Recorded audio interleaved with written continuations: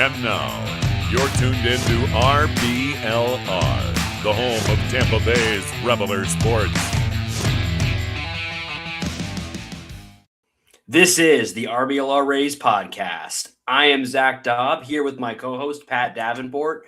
Pat, if I had given you 20 guesses about the game script for the first 3 games of the Rays season, would you have come anywhere close? No, nowhere near. And all of those games, these were baseball games. These were real baseball games, first of all, which is cause for celebration. But gosh, were they baseball games. They made me feel things that I've not felt in Rays baseball for a good minute. Probably since early September, late August of last season. We were right back into the thrills of what baseball can do to you. And there's plenty to discuss, loads of kind of narratives to break down, loads of things that we should question, loads of things that we should celebrate. And I can't wait to break down some real baseball games and results that actually matter today. Yeah, I mean, not boring. Whatever else you want to say about these first 3 games, not boring. I mean, and in a way, that's all you can ask for. I mean, obviously, you could ask for wins too, but we ask for entertainment. We ask for everybody going out there clearly has a lot on the line in these games, and they're pushing, they're going beyond. You can see it on there's so much effort happening out there. It's a beautiful thing about the first couple of games of the season, and hopefully longer, but you can feel the energy from both sides in all the games you watch. It's beautiful stuff, and it's beautiful that we're all here to experience it together. Hope you enjoyed the off-season shows, but we're back into the season now, friends. We are ready to rumble. So glad to have you with us. If it's your first time joining us, just hopping in as the season starts, thank you for hopping along with us. We're excited to have you. If you are coming back, if you've been with us all off-season, joined midway through, whatever, you're joining us again, thank you so much. Do us a massive favor. Check and see if you're subscribed and are following us wherever you like to enjoy the podcast on. And if you've got thoughts on the beginning of the season, which if you're watching this show, I know that you do, let us know over on YouTube down in the comments. We want to hear from you. Pat, I want to hear from you. What is your biggest takeaway from these first 3 games? Wow, this offense is actually good, but like in a weird way. Yeah. So I think by my count, we had 41 hits this series over 3 games. 41, that's almost 15 hits a game. Yeah. That we're averaging. That's like 13. It's like 13 and point something run hits per game. Yet we've only hit like one home run? One home run. Yeah, Aranda on opening day was the only home run. So like this offense has a clear game plan. And it's hit the ball hard. Don't worry about home runs. Like extra base hits will take care of themselves because we've got a bunch of athletes on the field, by the way, like Carson Williams hustling out that double earlier today where it just looked like a clear single and somehow he was on second base by the end of it. Simpson can turn any hit into an extra base hit with his speed. Like he just said, hey, put solid contact on the ball. Don't worry about launch angles. Don't worry about like going yard. Just put solid contact on the ball. Or heck, just put contact on the ball and let BABIP do the work. Because these guys all hustle. These guys all work really hard to make every base on offense. Don't be afraid to do small ball. Don't be afraid to play unselfishly. And let the ball do the rest. I mean, BABIP is, you could argue the Rays got to take advantage of some BABIP luck in this series. Quite a few swinging bunts for hits, quite a few, infield singles or little bloopers or whatever. But I would argue that this is the design of this Rays team. Yeah. Apart from Junior, nobody else is like a true kind of power swing for the fences guy on this team. So they're like, hey, focus on putting the ball in play. The rest will happen. A BABIP, right? The average BABIP for a team in a season is around 320, right? So imagine if everyone hit 320 on your baseball team, you're going to win a lot of games. So they're just like, just don't strike out and let the rest happen. And that's what they did today. And I think this is a really interesting design. I know the Cleveland Guardians played this style of baseball for the past few years where they're just like, don't strike out, just get the ball and play. And I'll tell you, we can all say the Cleveland Guardians are a pain in the ass to play against, right? The amount of times we've watched, say, Zach Littell get absolutely singled to death out there. And I think that's the Rays' game plan this season. And I think it's really interesting to try and take advantage of the probabilities, but also the athleticism of the team to kind of utilize their strengths as best that they can. I don't know how you feel about the kind of, I know the term on X, Twitter, whatever, how ethical of an offense that is. Pretty unethical, I would say, by baseball Twitter standards. But if it wins you games, hey, I don't know what your thoughts are. Tell me about what you think of this offense. I think that putting the ball in play is about as ethical as you can get. I would argue the Joey Gallo circa like 2015, 2016 is way more unethical than what the Guardians do or what the Rays have done so far in this series. Because you're right. You said, I think 41 hits. I think that's right. 6 extra base hits total across the first 3 games, averaging 2 extra base hits a game. If you had told me that that was what we were going to do, was, hey, you're only going to get 6 extra base hits, only one of them is going to be a home run for the first 3 games, I would have said, man, we're not scoring much. And that has just not been the case at all. And so I agree with you. I think this is by design. When you look at the guys that they've ran out there every day, in the lineup, all of these guys, even Carson, who we've talked about as a guy who wants to hit for power, the clear focus point for him has been to put the ball in play.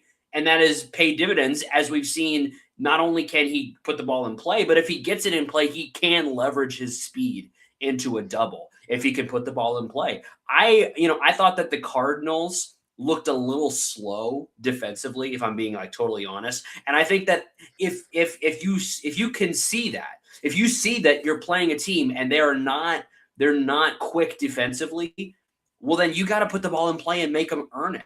Like, that's what you should do. And that's just playing smart baseball. And it's clear that the Rays did that with the bunts, with the squeeze play where you're starting a guy off early. They did a lot of that stuff all throughout this series to manufacture runs. And that's what you got to do, especially when I think the other big story and offensively, and this is kind of my biggest takeaway from the beginning of this season, is Junior Caminero and the way that he is being pitched to.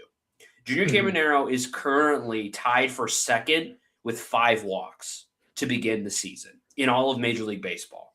He has the second most. And the only one who has more than him is Mike Trout, who's played 1 more game. By the way, quick subtle shout. Mike Trout looks awesome to begin the season. And this means a lot to me, by the way. Beautiful for baseball. So happy about that. Just want to throw that out there. Back to Junior. Walked 5 times, especially in the first game. It was like a mandate. It felt like, do not let this guy get a pitch to hit as much as possible. And so that is carried over. I mean, even he's gotten some opportunities where they're putting it in the zone a little bit more. He struck out 3 times to start the season, but it is clear that they are making a focus point of, we are okay with walking this guy. We're not giving him pitches to hit. So far, Junior has done a good job of being selective at the plate and allowing his walks to come. I will say that I noticed towards the end of this game, I started to see him expand the zone just a little bit. There was, I think, there's one pitch in particular, I feel like in his last at-bat, a strike that was like significantly above the zone. And I was like, that is a pitch where Junior saw a fastball and he cut it loose because he just hasn't seen many. And so I think that's where guys like Yandy, even Aranda, or maybe even like Cedric Mullins, some of these guys that have been in the league a little bit longer, there's going to have to be Jake Fraley, right? I hope that they can come behind him and say, hey, listen, number one, we got you. And they've been backing that up so far by everybody pitching in, getting on base. And, If On that Junior's going to get point, walked, do you care about lineup protection? Because that's been a common point that Rays fans have been talking about like there's no protection for Junior, where he's been batting cleanup in all the games so far. Yeah. And the guys like Aranda, Diaz are hitting ahead of him. Yeah. And today it was Chandler Simpson that hit behind Junior. Yesterday, let me double check. Yesterday it was Mullins, and on the opening day, I believe it was Williamson. So like these aren't the main bats. Do you think it will be to Junior's detriment that he has got these kind of weaker hitters behind him, not an Aranda or a Yandy? So I understand why that may be a concern. My counter is, if you look at like today's game, Mullins batted in front of him, 1 for 5 with 2 RBIs. Simpson behind him, 2 hits and a run scored. If you go back to the game before that this was a game where the guys before and after him basically did nothing. So you're going to see that. However, right after him, Simpson and Williams were great. And then you go to the opening day game, right? Simpson or Aranda right in front of him. This is when they've added delayed second. Aranda has an amazing day, 2 for 4 with 2 RBIs. Williamson right behind him, 3 hits. And so right now, I think that the idea is Junior is going to eventually figure out how to get his. But if he provides lineup protection for the guys in front of him and behind him, and they are able to do things, and then they stay away from Junior and walk him, now all of a sudden you've created a little mini offense right there where they're afraid of him, they're afraid of Junior, so they pitch to the guy before. If that guy gets on, then they walk Junior, or they're forced to pitch to him. And if not, the guy after him now has 1 or 2 guys on base to drive runs in. And that's the strategy that I think the Rays are going to try to employ. And it'll be interesting to see how the strategy evolves. I also think that I think that some of the Rays coaching staff has mentioned previously during spring training wanting to keep Yandy and Caminero away from each other in the lineup so that the value that they bring as hitters can be like localized to eat. Yeah. And it means when you're using a bullpen, say if you're getting a guy, you don't go, oh, I'll throw out my best reliever, 1, 2, 3. Oh, Junior's still there. Yes. So you've got to think a bit harder about when you deploy your kind of best bullpen guys, because they're so spread apart, which is not a common tactic, but I can see the logic behind it, and it may become something that's more commonly used. A bit like how back in the day, your best hitter was third, right? You'd always put your best hitter third in the lineup. Now it's 2, right? Sometimes, and the Rays, Yandy is not a traditional leadoff hitter. Like if we were in 2008, Chandler Simpson would lead off, right? But Yandy is the complete opposite of that. But they go, hey, we want the guy that gets on base the most, has the best at-bats to get the most at-bats. So like it's all about shifting tactics, and usually the Rays are the first to try something like that. And the other piece of it too is when you talk about lineup construction specifically, what they did, like today's lineup is a great example. You have righty, lefty, righty Caminero, and then you've got another lefty right after him, and then a righty with DeLuca, and then a lefty again with Palacios. So if you think about bullpen, again, you mentioned bullpen usage late in the game. If let's say you're at the top of the lineup in the 9th inning and Yandy's up, if you can bring a lefty in, but you got to deal with 2 lefties that are going to get you can bring what am I trying to say? I'm trying to say that you can the way that they're like breaking it up with righties and lefties and having their 2 best right-handed hitters surrounded by lefties forces a manager to think differently about how he's going to use his relievers and not be able to get as much of an advantage from a platoon perspective late in games. And I think that is a good strategy because whoever else gets lifted and moved around, Yandy and Junior are generally going to be in the game no matter what, and they're not going to go anywhere. So that allows you to then be creative with what you do around them, and it creates a situation where managers it's not as easy for them. Because if you bat Junior third, well, now all of a sudden you could if you wanted to get a right on right matchup to get those 2 guys out, then maybe you only got to deal with Aranda in the middle, and you maybe say we just walk around and then get the next guy. after we got our 2 outs. Now you don't have that option. It's been taken away from you by the lineup construction. So I do understand the idea of, hey, in the first inning, I want Caminero hitting every single time. I get that. I get that conceptually. However, I think the strategy that the Rays are employing is saying, we think if we do this, Junior will still hit in the first inning. It'll just won't be traditionally in the 3-hole. It'll be because one of these 3 guys is going to get on base. Like it's going to happen.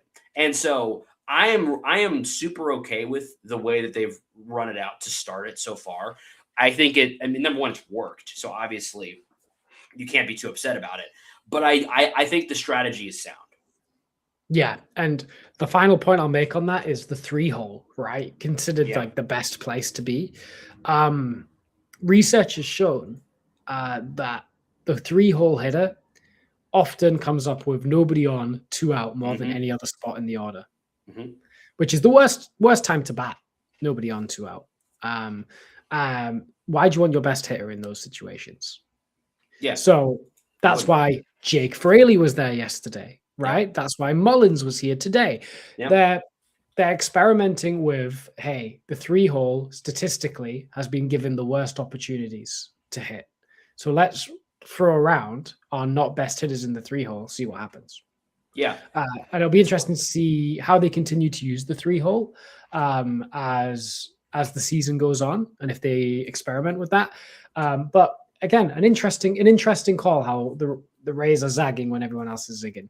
Yeah, so it'll be interesting to see how they continue to line them up going forward. You will notice that neither of us mentioned probably the elephant in the room about the Rays start. And it's because we're going to talk next. We're going to break down the 3 games so far. And that feature is unfortunately going to have to be discussed in basically every game. So let's get right to it. Game 1 of the season, all the positive vibes you could possibly find in the world are there. Rays get it started with a very good start from Drew Rasmussen. 5 innings pitched, only 1 earned run given up, 2 strikeouts. The only blemish was a home run given up later. And that was on a pitch outside the zone to Walter Hall. Weatherhall was really hit that. It was a good piece of hitting. I've been impressed with Weatherhall. He's a guy that as we've watched throughout this series, he looks good. The Cardinals are an interesting, fun team. Weatherhall, Wynn, Gorman, Walker. Like, there's some interesting names. I did not realize that Alec Burleson won a Silver Slugger as a utility guy last year. Didn't know that. Yeah. Like, I didn't straight up didn't know that. But he looked great the entire series. So this is not a bad team that we played here. There's a lot of young guys. There may be some up and downs for them as they go throughout the season. But a lot of talent there. Drew, navigated that lineup very, very well. And the Rays got up 7-1 as Drew is exiting in the 5th and turned it over to the bullpen. And bottom of the 6th inning, we go in there. We're up 7-1. I actually was like, I walked into a meeting right around that time.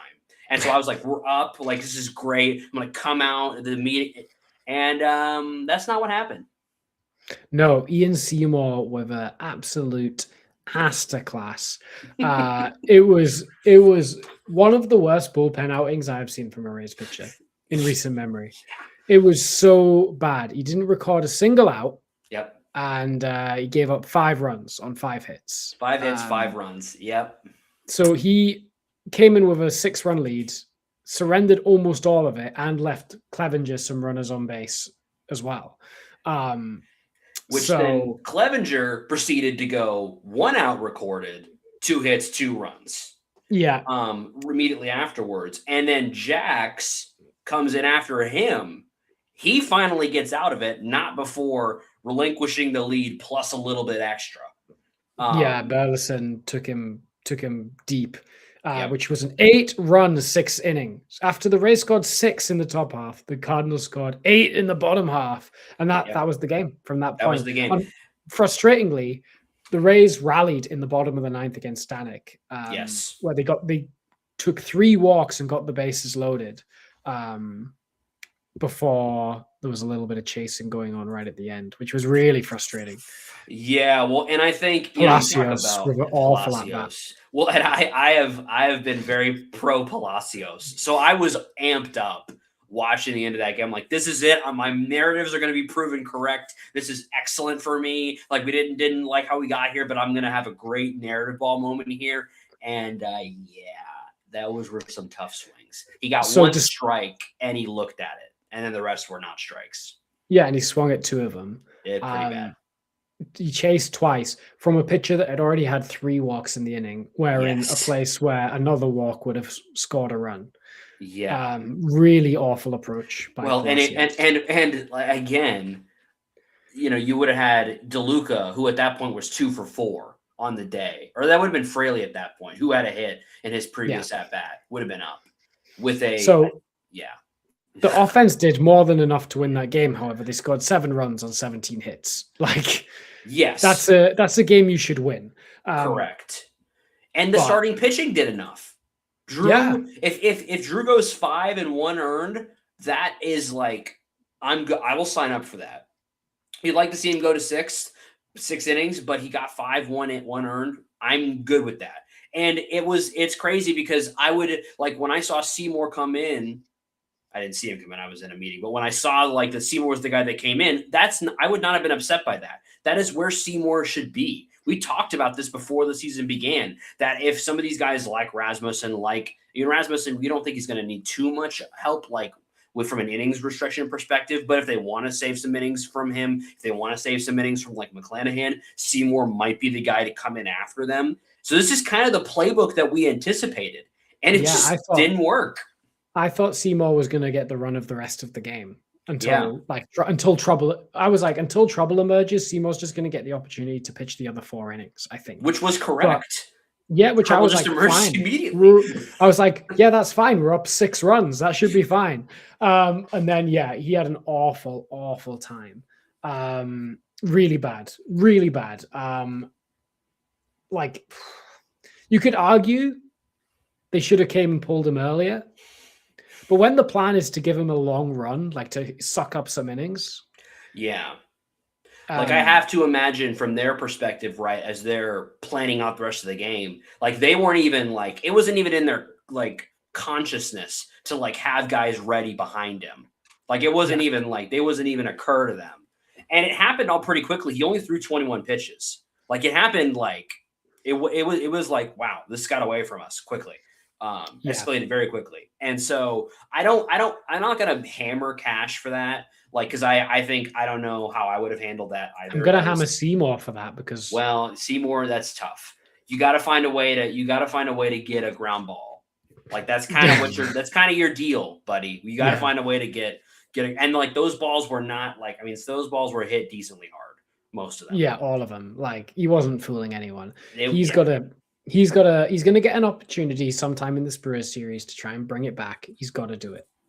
And I don't think that I don't think that he sucks. This is an uncharacteristic start. This is, and you're going to hear this from me. So get ready for it. If you're going to be mad at me for this, you're going to just have to be mad at me. This is uncharacteristic for Seymour and for everybody else that we're going to talk about from the bullpen. It's uncharacteristic the way they performed in this series. And so for Clevenger and Jax, I can even maybe give them a bit of a pass considering they pitched in the WBC. Maybe they're a little off their rhythm. I'll also throw out there that Skeens, who pitched in the WBC, had a very bad first start. So I need to do some more research before I posit my theory for journalistic review. But I have a theory around pitching in the WBC not always being the best. I think hitting, not so much of a problem. Obviously, Aranda's looked great. Junior has looked good, even though he had a couple of rough swings out of maybe a little bit of frustration. He's looked good overall to begin the season because he hasn't been given much opportunity to swing at a good pitch. The hitters not so much, but I think I wonder how it affects the pitching. So we're gonna put a pin in that and come back to it after I've done some more research. But it's just a generally disappointing opening game for the Rays. Yeah, it felt like one we could have and probably should have won. Yes. And let get away, which is a shame. You don't want to look. If you've got anyone under 18 listening to the podcast, do not go and look at the win probability graph because that is some violent and graphic viewing. Yeah. So speaking of that, game two. Yeah. Very different script from the first game, wherein Joe Boyle comes out, has a nice start, only gives up 2 earned runs, wasn't expecting to be up at the majors. Obviously, there was a change with the injury to Pepio. So Boyle then comes in, in my opinion, I was really impressed with him. I was interested to see how he would perform, not expecting to be starting. But Campa did a great job. Only got 4 strikeouts, but looked good overall. Got through 6 innings on 75 pitches. That's for him in particular, to see him get through 6 and 75. That is a very good sign to see that was able to do that. So very happy. Ball, right? Yes. Really very happy with that. What I was not very happy with was the Rays offense. We're getting no hit through like most of the game. I don't know when. I think we didn't get the first hit until like the 8th inning, maybe.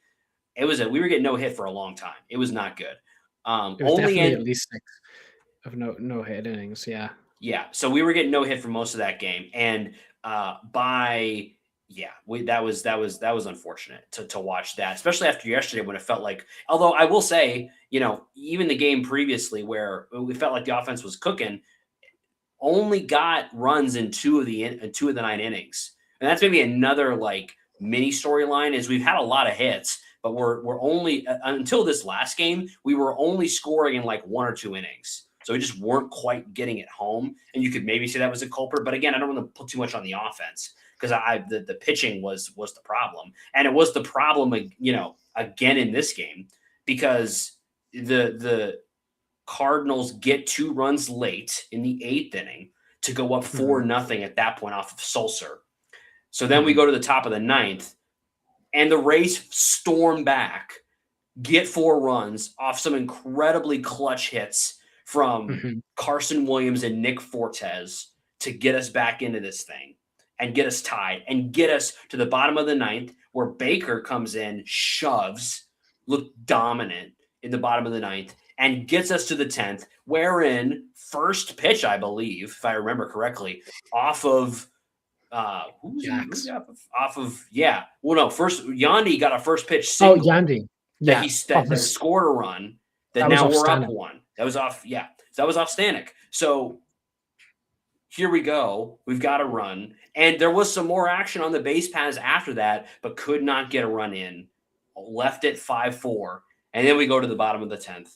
And Jax goes out there and picks up his second blown save in as many games. Giving up a single to J.J. Weatherholt to end the game. Yeah. Weatherholt's the first player, I don't know if you saw on the broadcast today, he's the first player in baseball history to hit a home run on his major league debut, and then in his second game hit a walk-off. Well, good for him. It's a great start for him. It's a great start for him. He is legit. He looked good. I'm happy for Cardinals fans. Yeah. Again, it's so annoying that the Rays offense kind of showed that character and that heart, only for the bullpen to just let them down again. That's 2 games in a row that you feel like we could have won and let slip. Well, especially because when you look at that, I try not to get too I try not to break down every single inning too much because it can get maddening. But if you look at that final inning for the Rays, the bottom of the 10th there, you had a walk to start it and then a sack bunt. So you had an out. And this is the only time that I'm going to get on Kevin Cash in this series. I think they should have walked Weatherholt. Weatherholt had been awesome all series up to that point. And you have, at that time, you had the catcher was in the 2-hole. Pages. Yeah, Pages. Would have been hitting after him. And now they may have swapped him for somebody else. Yeah, but again, you would have had a force at any base as well. You would have had a force at any base and a double play opportunity to get out of the game with the win. I do not get pitching to Weatherholt there. I don't understand. I'm with you. You just because the run doesn't matter. The run at first Correct. base doesn't matter. At all. The runners at second and third matter, but the runner at first base, it doesn't matter if you have one or not. So you may as well set up that force. Yeah, I don't know why they did that. Maybe it was like a trying to get Jax's confidence up, but I don't think it's a confidence play. I just think it's come on, let's give ourselves the opportunities to win the game where a ground ball can be a double play, or we can get a force at home or whatever. Well, and you could say confidence, but like, hey, we could say it if we walk in, hey, Jackson, we are confident in you that you can get us a ground ball here and get out of this. And we believe we're going to put us in position to win this game. And they just didn't do that. And I am, if you watch this show, you know, I am not one who breaks down and overanalyzes and comes after every managerial decision. That's not my game. But when we've only got 3 games to look at, it's hard not to look at that decision and say, man, it would have been nice. I would have felt better about the loss knowing we put ourselves in what I thought was the best position to win that game with a force at any base and taking our chances with the catcher or the last guy off the bench. Second to last, maybe. Like, I would have felt better about that and felt like we put ourselves in the best chance to win. But the Rays don't do that. I still think, by the way, if we score 5 runs, we should be winning the game. Yeah, if we score 4 runs, we should be getting to extras or winning most of the time. I think it should be enough to try to be at least like, if you're not winning, you should be like going to extras if you've scored 5. And we were very positive about Sulcer in the offseason. We gave him his props for the way that he pitched last year. And those 2 runs ended up mattering quite a bit. Yeah. And Jax, I was a big fan of Jax. Yeah. Who again had a rough start when he came over from the Twins and has got off to a rough start here as well. Are you concerned about Griffin Jax considering Taj Bradley looked pretty good for the Twins last night? No, Taj Bradley looks good about 40 to 35% of the time, and then he looks abysmal for the rest of the time. Not overly. Yeah. No, I don't. Again, I'm going to say this again. Like, and I'll probably say it again at some other point in this pod. I'm not that concerned about the bullpen. The bullpen has at least 1 3-week period-ish every single season where they look terrible. So maybe they're just getting it out of the way to begin the season. That's fine, I suppose. It's a little bit, but it's frustrating because the offense has done its job, which is not what we thought would have been the way we lost these games. I think if we had lost these games like 3-1 or like 2-0, we would have been like, okay, we kind of expected that this could happen. But this is that's not the way we lost these first 2 games at all. It was bullpen not being able to get it done. I don't think it's going to be something we see long term, but definitely a frustrating way to lose your first 2 games. 100%. You know, both of them felt like we were right. They were right there for us. Like, we could have swept this series. Yeah, we could have. It was in our hands too. Yeah. But thank gosh we managed to sneak away with a win today. Yes. Because it got a little precarious today. It did. And we'll break it down in a second. But I was scared. I was like, if we don't win today, vibes for this season are going to be on the floor. Like, if we started by getting swept in 3 games where we had leads late and let them slip 3 times in a row, vibes are going to be like already on the floor in a season where, you know, expectations are already kind of, you know, not great for the team. It would have been atrocious, but I'm feeling cautious optimism about the team purely just because we won today. And I guess it's always easy to feel optimism when you end the series with a win. But I think we had good performances, particularly from the lineup in all 3 games today to open the season. And I'm with you that the bullpen, like, every team will have a stretch where they have like an awful week with the bullpen, where the bullpen's in crisis. Every team, like the Dodgers, you name it.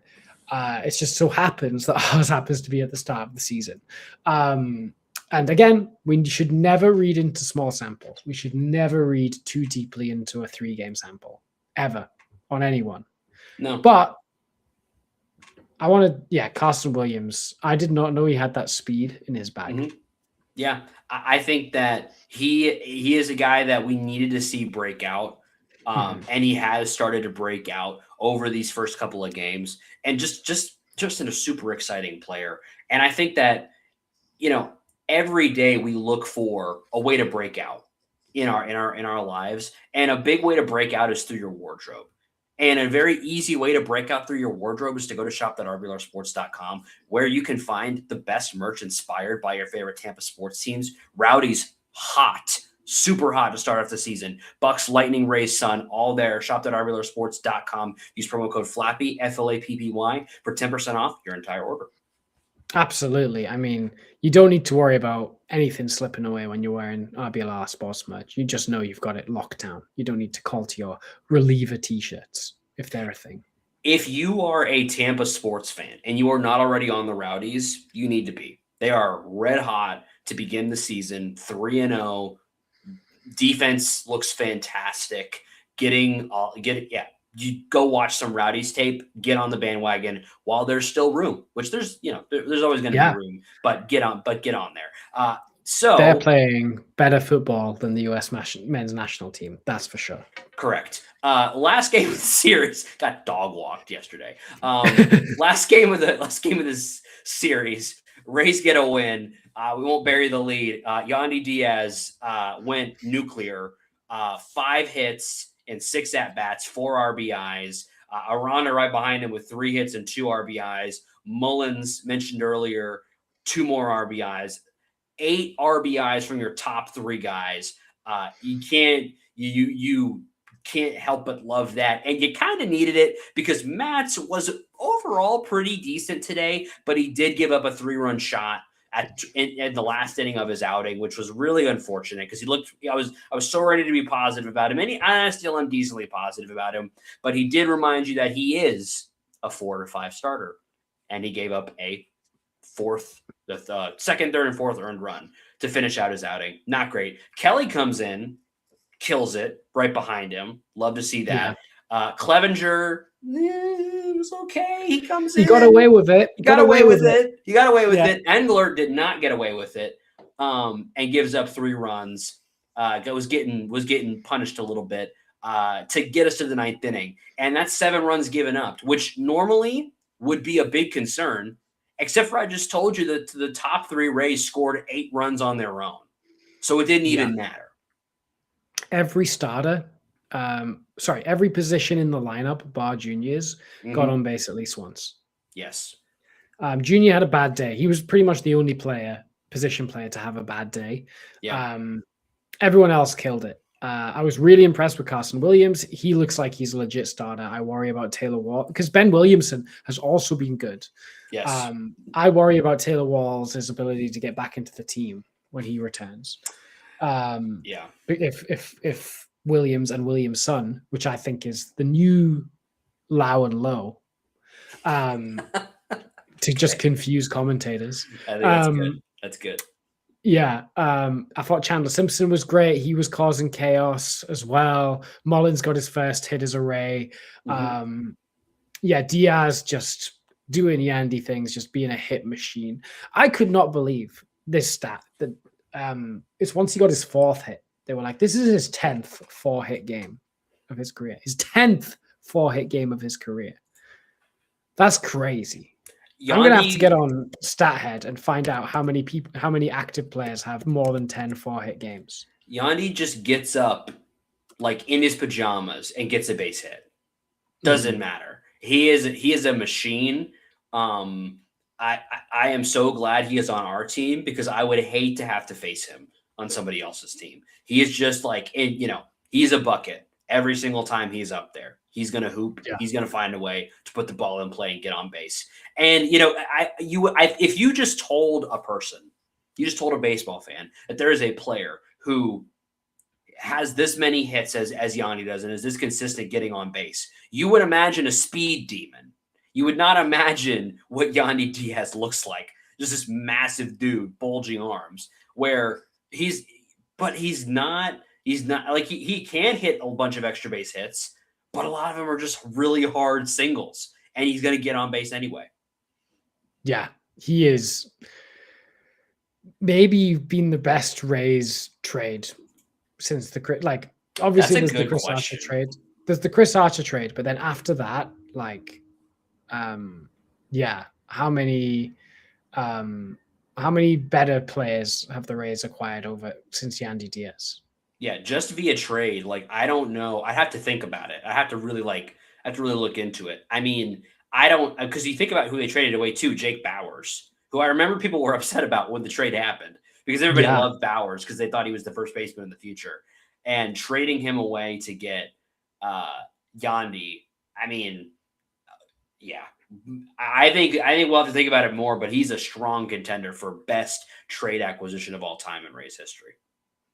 He must be up there. He must be up there. I'm just doing a quick stat head search about how many 4-hit games people have. So just to kind of clear up the remaining bits from this game, Baker comes in the 9th and looks great again. And we're going to talk about Baker more later, but he has looked very good to start the season. And I also want to throw out DeLuca as another guy to mention here as we're kind of talking about who's having a strong start. Johnny DeLuca, who they are not playing in center field, which is interesting. Cedric Mullins has started all 3 games in center, and it's been DeLuca in right field. And, despite that, he is, despite maybe not being in center, which I think is what we expected. And we even said we'd be stunned if he wasn't, and we are stunned because he wasn't. Hitting to a 444 average and a 1 OPS to begin the season. That's a pretty cool. If the trade-off is Mullins' slightly worse center field defense for an improved, again, it's not going to be this level of good probably all season. It's not going to be this level of good all season long from Johnny DeLuca. But if, we talked about before the season, if we can get like a little bit below like KK's best years, maybe a little bit above that with him playing right field instead of center, I would take that trade-off. And I wonder if that was the Rays' thought of let's trade some tread on his tires in center for a little bit more durability from him because we think he's that valuable. Yeah. I'm a big fan. I'm surprised he's getting the center field over DeLuca. Are you surprised about that? I am surprised that Mullins is in center field over DeLuca. I didn't expect it at all going into opening day to see anybody but Johnny DeLuca in center field. But if the idea is we think DeLuca really is this guy, and we believe he's more valuable as a bat than even defensively what he can bring in center, then I'm okay with that move if that's how they feel. And it clearly seems to be what the idea is. And he's shown that out so far, having a really strong offensive showing to start the season. Yeah. Also, I've been humbled by my stat head search. It turns out lots of people have had 4-hit games. Willy Adames currently has 11 4-hit games. So really, yeah, Willy Adames has 11 4-hit games in his career so far. So that's so interesting. Turns out Willy Adames is mogging Yandy Diaz right now. So maybe I should pretend that. But this is how you do research, baseball fans. You go, this seems cool, and then you check it, and then you get humbled. Well, and I think it's baseball, right? Baseball is such a game of numbers, and there's so much history to those numbers too. I would like when you talk about 4-hit games, I would imagine on that list there's a lot of like guys from yesteryear that are on that list. I tried to narrow the search from like 2010 to from 2010 onwards, because then otherwise we get Ty Cobb, who's got like 120. Right. But there's quite Mookie Betts has like 40 something. Yeah. 4+ hit games. Luis Arraez, a guy that does that a lot. Turns out not as uncommon as I thought it might be. But a lot of those guys aren't hitting with the power that Yandy is. Yeah, it's true. It's true. Yandy provided 25 bombs last year. And even though he didn't provide it in this series, we have seen the power pretty consistently from him. Yeah, 100%.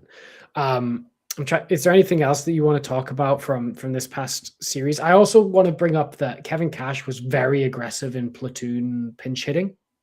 Yes. Particularly at the catcher and second base spots. As soon as there's an unfavorable platoon, he's like, right, Palacios or Williamson were making that trade. Same with Fiducia and Fortes. As soon as there was a platoon advantage to be had, he was very aggressive about that, which I thought was interesting. Yeah, Yeah. Here's my only thing about that. I've noticed that as well. I would really prefer if the majority of the innings behind the plate went to Fortes. That Agreed. is kind of my other takeaway from the first 3 games here. Fortes is just clearly better behind the plate than Fiducia. And Agreed. funnily enough, to begin the year, again, tiny, tiny sample sizes, almost to the point that it's not even worth discussing the statistics. Fortes has been better offensively to start the year. And so if he's hot, that to me is an excuse to get him back there because it just like, unfortunately, this is eye test, right? I don't have any numbers. Eye test, Fortes is like noticeably better defensively than Fiducia. I agree with that assessment. Everything I see tells me Fortes is a really good defensive catcher, actually. I really rate Fortes. I think he's the best defensive catcher we've had in a good few years. Maybe since he who shall not be named. We can't say the J word, the AJ word. But we'll not talk about him. And then I didn't think we'd be talking about him in 2026, but here we are.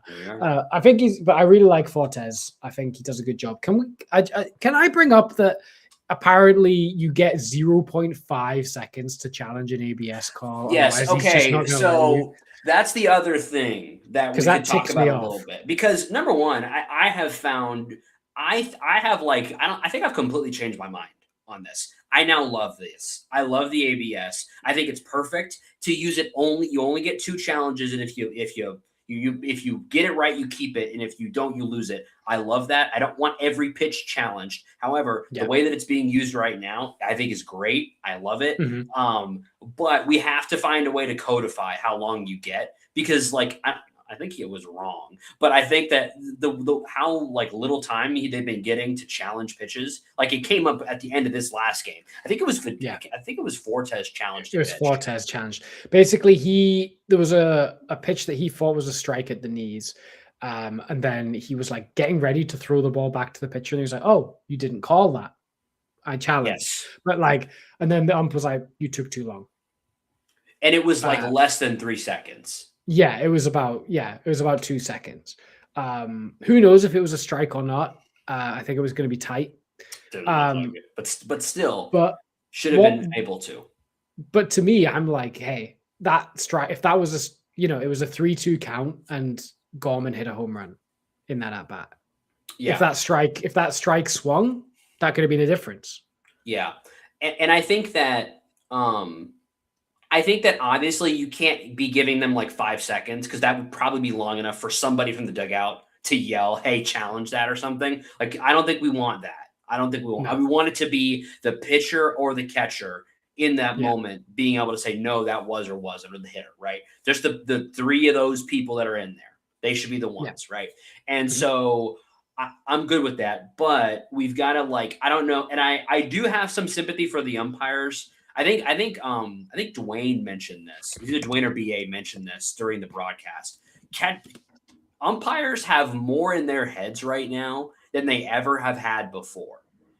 Disengagements, challenges, all the different rules about how, the way replay can and can't be used now. Like, there's just a lot that's being, there's a lot to keep track of right now. And so I have some sympathy for it, but I think what helps in those situations is we need to codify it a little bit better. I don't know if we need to have another a smaller clock next to the pitch clock that is like, once the pitcher catches it, it starts and it's like 2 to 3 seconds. And if it's within that time frame, I don't know. I've just gone into the rule book, and a player this is the problem. It says a player must challenge immediately after the pitch, in brackets, roughly within 2 seconds. Roughly within 2 seconds. I love how unclear and not locked into stone that rule is. That's just awesome. Yeah, whatever is counted is immediately after the pitch. However, it says if there is an ensuing play, such as a check swing appeal or a play that involves a base runner, then the challenge may be made at the conclusion of the play.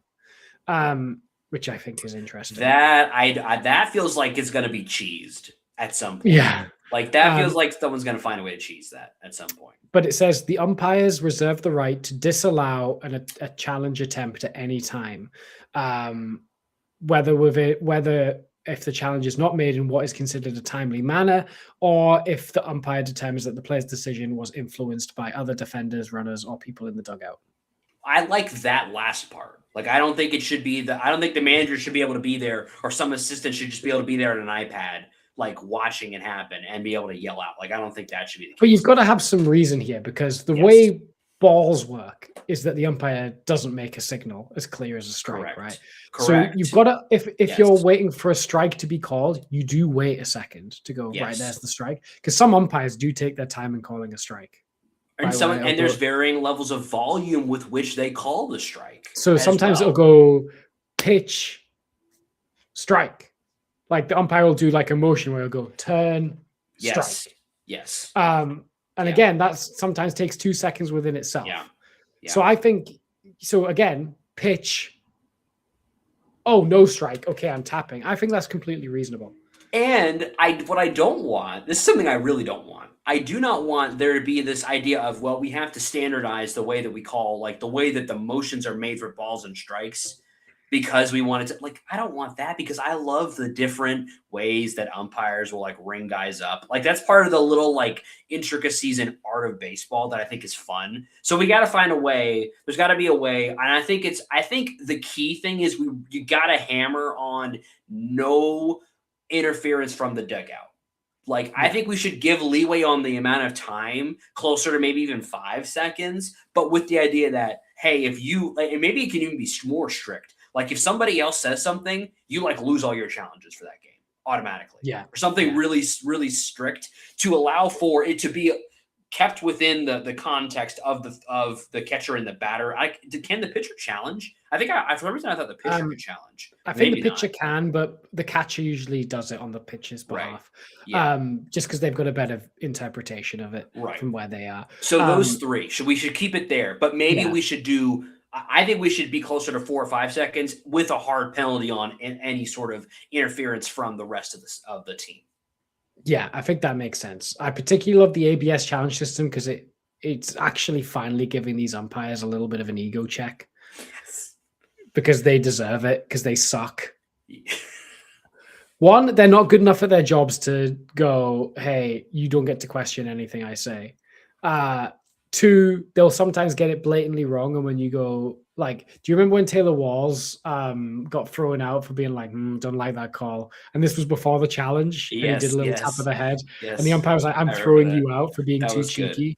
And I'm just like, oh, grow up. Like, again, maybe this is the British soccer head in me, football, in me. But like refs, in football, they get the business from players. That's something that for me as an American, when I watch football, I am stunned at the level of like how much refs take from players. Because like if you look at an umpire or like a ref in basketball, especially if you look at a ref in basketball the wrong way, they will kick you out of the game. Not the case in soccer at all. It's fair, way more. In rugby, you don't say, you have to call the ref sir. You've got to like respect the ref at all costs in rugby. But in football, they do get the business. But it's because they're rubbish. And like, if you do your job well, you're not going to get shouted at by the players. I also feel like I've watched soccer games where it's obvious that there are certain refs that are very well respected. Yes. And that's not the case in almost any other sport that I've seen, where it's almost like the ref because there is this relationship where there is a give and take there. There ends up being a heightened level of respect almost for the good referees. Yeah, and I do wonder if that exists in baseball, where like, are you more likely to challenge an Angel Hernandez call, even though he's retired? Right. But would you be or a CB Buckner call? Right. The ones the names of are the ones that are bad. But would you say unfortunately he got done for gambling? But Pat Hoberg, right, who was considered a really good umpire. Yes. would you challenge him as often? I wonder if that comes into it. But yeah, I think it's just something to keep an eye on, especially because the umpire retains discretion to disallow a challenge. It does worry me about like how and when they might do that. But otherwise, it's a win. So I think we should wrap up on positive vibes and give our first bat and arm of the week of the season before we go. Absolutely. Do you want to start us out with the bat of the week? Sure. I'll do bat of the week. It's an easy one. When you go 5 for 6 in a game and also contribute in pretty much every game this season so far, you got to give Yandy Diaz the bat of the week. He has been awesome to start the season. He's been vintage Yandy Diaz. I mean, driven in a bunch of runs. I think he's driven in 4 on the season now. 5 RBIs total on the season for Yandy. 5 on the season. 5 on the season. Already got 9 hits on the season. Like he's got a couple of walks to sprinkle in there too. Like he's just been an on-base machine, and he's doing the vintage Yandy thing where he's not really elevating the ball, but he's just like blasting kind of dirt burners through the infield for singles, and it's such a valuable tool to have a guy that you almost feels like automatically going to get on base. Huge. Love you, Yandy Diaz. Keep being you.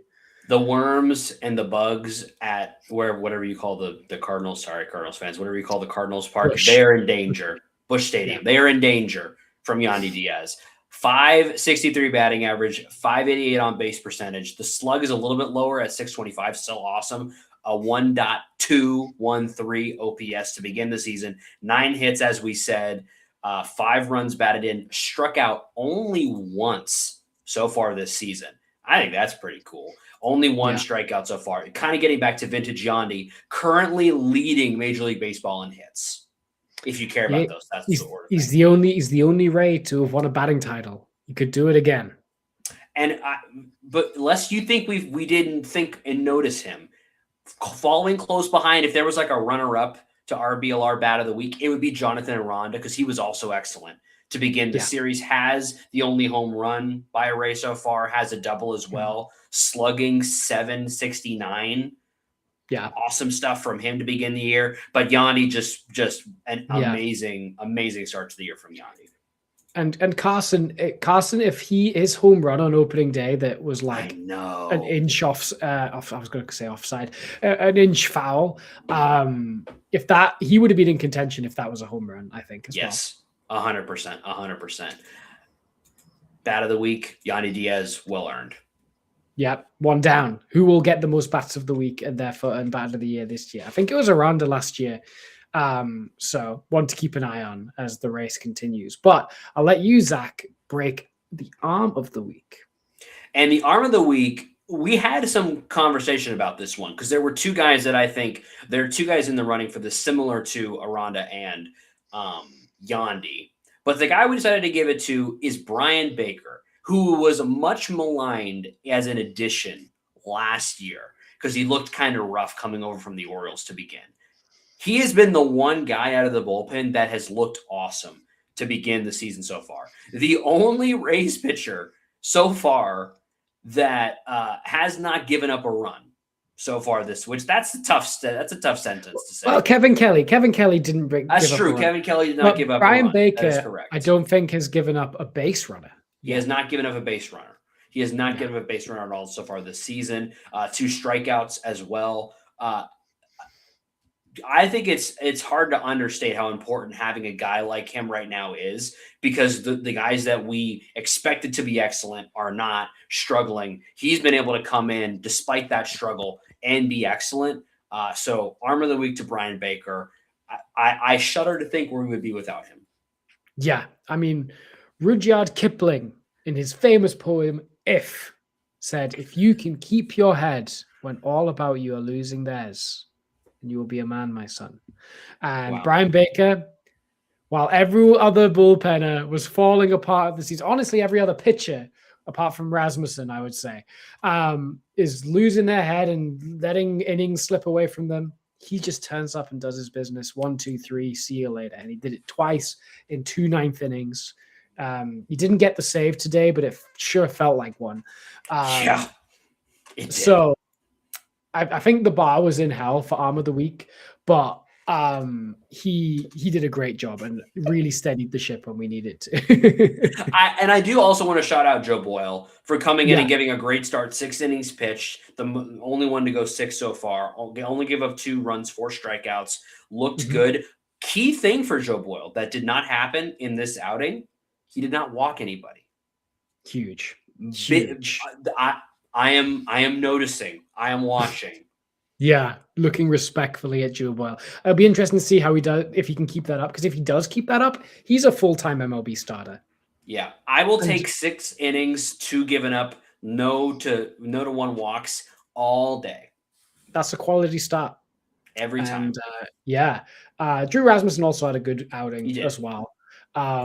So I feel like it's a little unfair to Drew because I'm just so bummed about that opening game that I don't even want to talk that much. But he looked fine. He didn't light the world on fire, but he had a good start to begin his season as well. Yeah, 100%. Yeah. So shout out Brian Baker winning our first Arm of the Week. I know I'm surprised I'm the one that advocated for him more, considering you love giving relievers Arm of the Week. That's like your favorite thing to do. Yes, I do. I'm a big Arm of the Week guy. Any other thoughts on the first 3 games? No, I think we looked good. It's a shame we took the series L, but I think there was loads of encouraging signs. I think the bullpen will get better. I think the Brewers are a tougher challenge. We've got some really tough pitches coming up in that series. So that's a bit scary. I think Nick Martinez, who had a rough spring, will make his regular season debut. We're facing a lefty in Scott Harrison, so you can imagine Vlade might get in there, see if he can do something. I thought he looked decent on opening day. Hit the ball hard. McClanahan Woodruff, that's a heck of a matchup. Yes. And Rasmussen Mizorowski as well is a huge matchup. Yeah. I think how we cope against some tougher pitching than what the Cardinals, I think, could offer will be interesting. And then after that, we get the Twins for 3.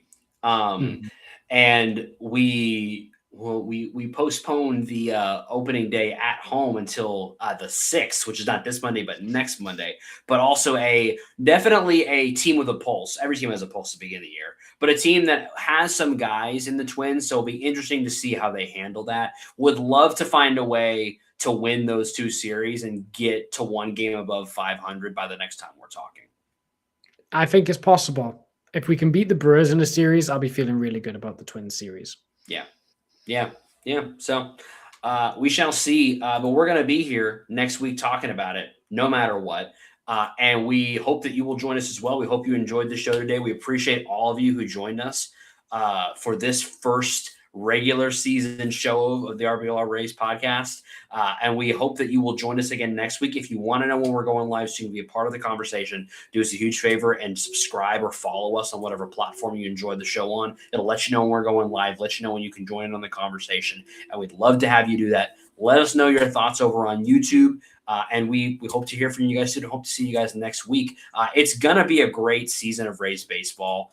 I know it's been a little bit of a weird off season and a bit of a bummer in the first 2 games, but I hope that we carry the positive momentum from the last game throughout the rest of this upcoming series. 100%. Let's keep the positive momentum going. Let's not look too deeply into sample sizes yet, and let's have a great season. Let's have a great season. And as always, Raise up. Raise up.